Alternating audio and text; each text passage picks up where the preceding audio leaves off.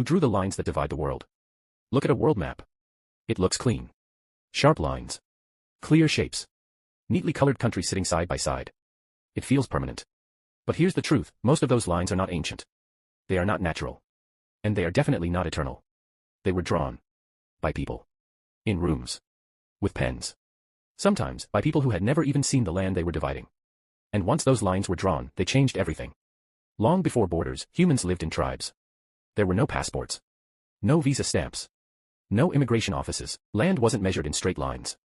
It was understood through presence. A forest belonged to the group that hunted there. A river belonged to the people who fished it. Territory shifted with strength, survival, and movement. Power was physical. If you could defend it, it was yours. As civilizations formed, things began to change. Ancient Egypt relied on the Nile as a natural boundary. Mesopotamian city-states marked territory with walls.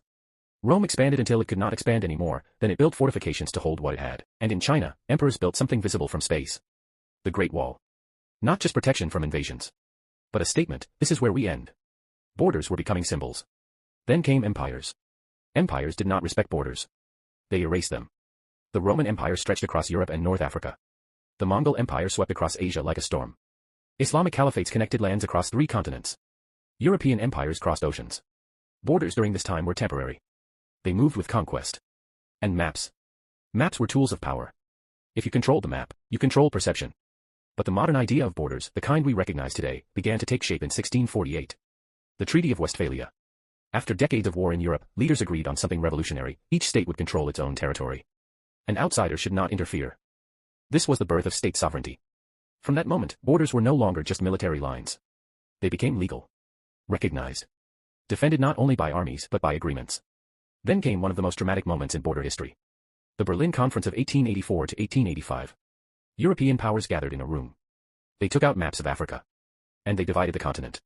Straight lines were drawn across deserts, forests, and communities. Ethnic groups were separated. Rival groups were placed together.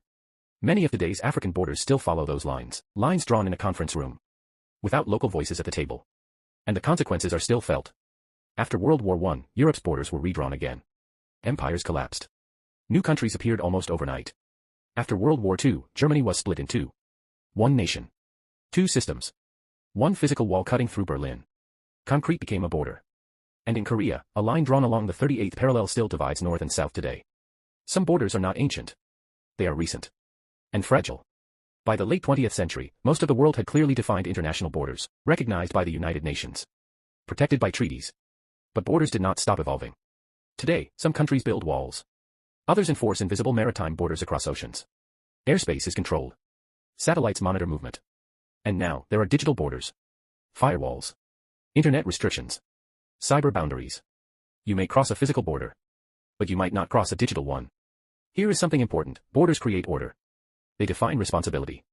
They allow governments to function. They reduce chaos. But they also divide. Families. Languages. Cultures. A line on a map can separate people who share history, and connect people who do not. Borders can prevent war. But they have also caused it. And yet, despite everything, borders are human inventions. Mountains are natural. Rivers are natural. But straight lines across deserts. Those are decisions. And decisions can change. Throughout history, borders have moved. Empires fall. Nations split. Unions form.